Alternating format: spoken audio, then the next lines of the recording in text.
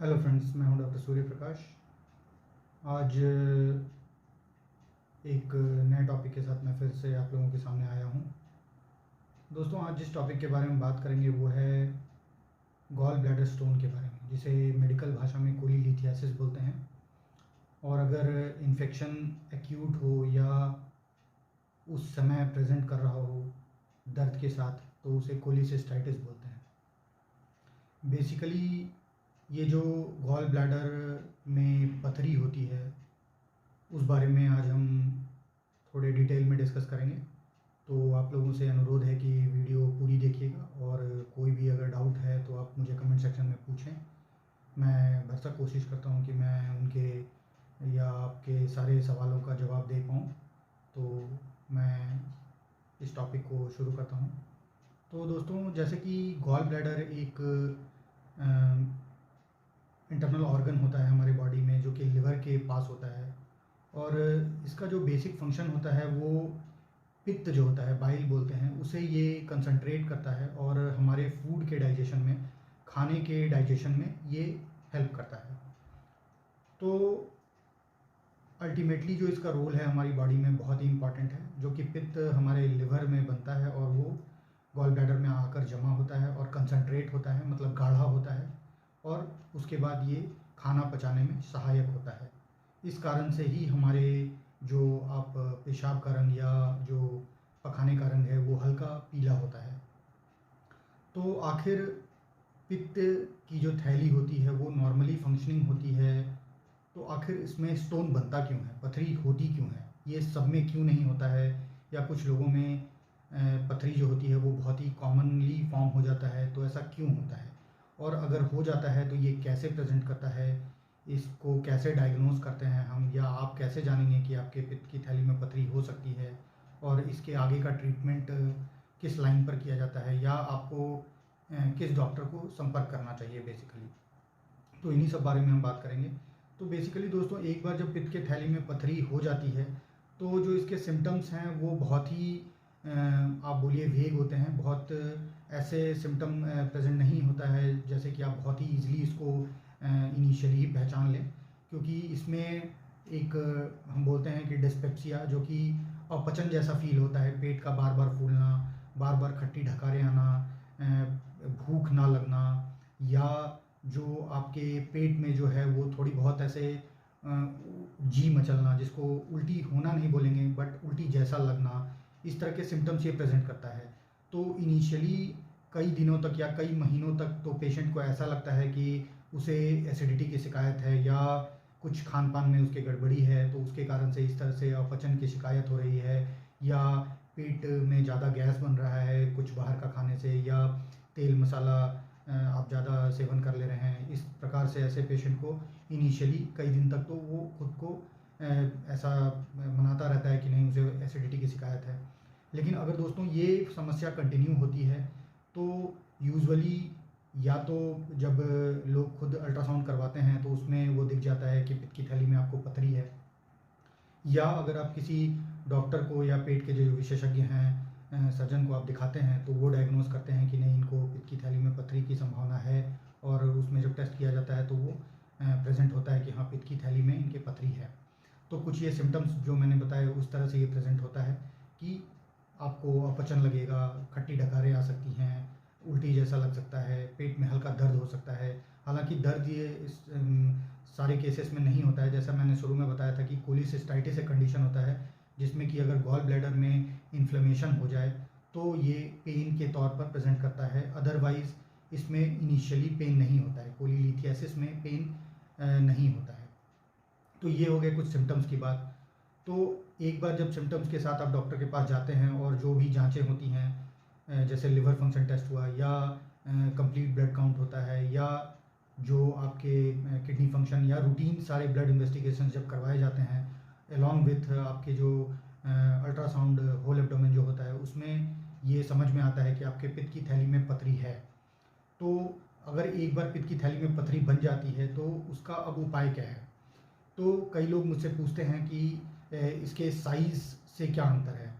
तो दोस्तों, मैं आपको बताऊं कि अगर ये एक इनिशियली अगर फॉर्म होना शुरू हुआ है, जो कि एक बहुत ही ग्रैनुलर या इनिशियल फॉर्मेशन शुरू होता है, जो कि बहुत ही ठोस रूप नहीं लिया रहता है, जिसको जीबी गॉल ब्लैडर स्लज भी बोलते हैं, जो कि एक बारीक बालू के कण का आप ऐसे बोल सकते हैं कि एक मिश्रण टाइप का, जो कि स्टोन का फॉर्म अभी तक नहीं ले पाता है।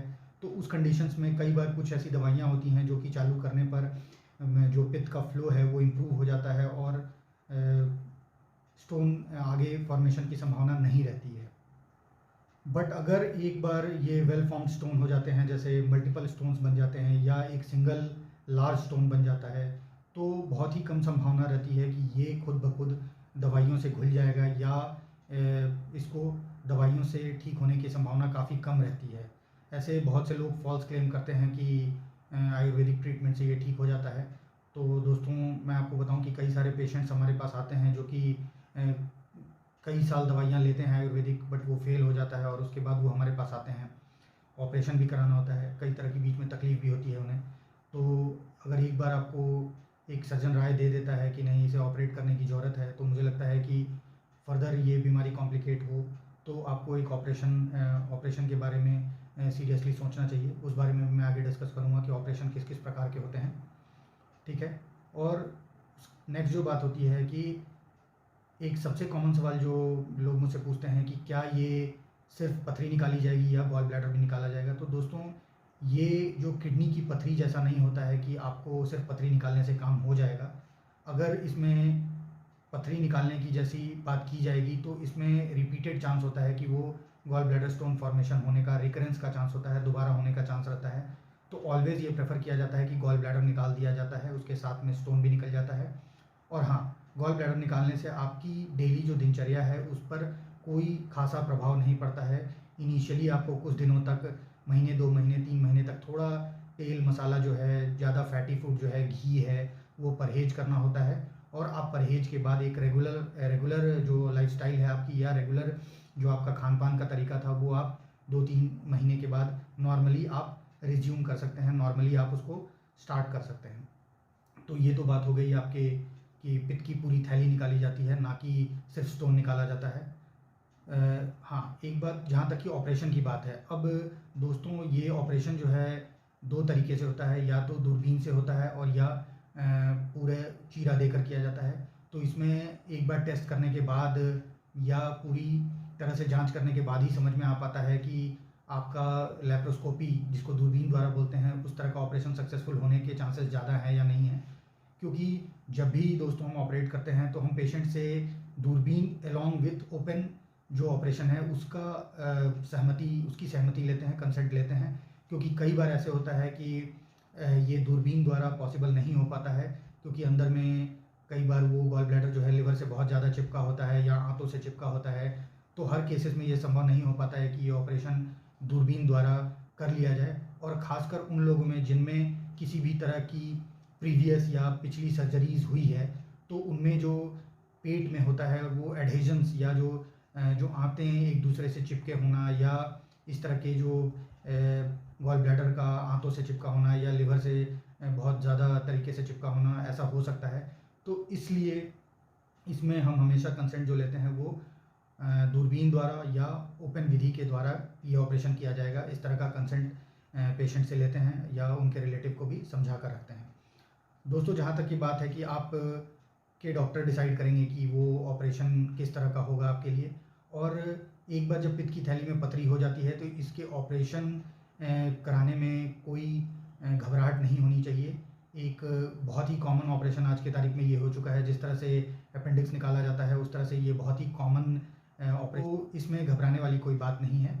आप अपने जो डॉक्टर हैं, फैमिली डॉक्टर हैं, उनसे सलाह लेके, या आपके जो कंसल्टिंग सर्जन हैं आप उनसे सलाह लेके आप ये ऑपरेशन करा सकते हैं। इसमें बहुत ज़्यादा घबराने या डरने वाली जैसी बात नहीं होती है। दूरबीन द्वारा जो ऑपरेशन हम लोग करते हैं उसमें यूजुअली पेशेंट को 2 से 3 दिनों के अंदर हम लोग घर भी भेज देते हैं। मोस्ट ऑफ द पेशेंट्स में जो ड्रेन बोलते हैं, या ऑपरेशन के बाद जो इवन नली डालने की भी ज़रूरत नहीं पड़ती है, तो आप समझ लीजिए कि ये काफ़ी पेशेंट के लिए भी कंफर्टेबल हो जाता है। और पेशेंट नॉर्मल जो अपनी रूटीन है वो 2 से 3 दिनों के बाद रिज्यूम कर लेते हैं। जो थोड़ी सी हेवी एक्टिविटी है, जैसे सामान उठाना या ज़्यादा चलना फिरना, वो आप हफ्ते 10 दिन के बाद रिज्यूम कर सकते हैं। और खान पान तो जो आपका एक नॉर्मल सादा खान पान जो होता है वो आप इवन दूसरे तीसरे दिन भी हम पूरी तरह से स्टार्ट कर देते हैं। तो बेसिक ये जो गॉल ब्लैडर स्टोन के बारे में जानकारी थी वो मैंने आप लोगों के साथ शेयर की। कृपया मुझे फीडबैक देके बताएं कि आप लोगों को ये वीडियो कैसी लगी है, और अगर कोई भी डाउट हो तो आप लोग कमेंट सेक्शन में पूछें। I will be happy to help you. और बाकी आप मुझसे कांटेक्ट कर सकते हैं। मेरा नंबर मैंने अपने उसमें अबाउट में दे रखा है। तो इस तरह, और आप लोगों से दोस्तों रिक्वेस्ट है कि मेरे चैनल को आप लोग लाइक करें, सब्सक्राइब करें और शेयर करें, ताकि मैं आप लोगों के साथ सामने ऐसे ऐसे अच्छे वीडियोज़ के साथ आता रहूँ। Thank you, thanks a lot.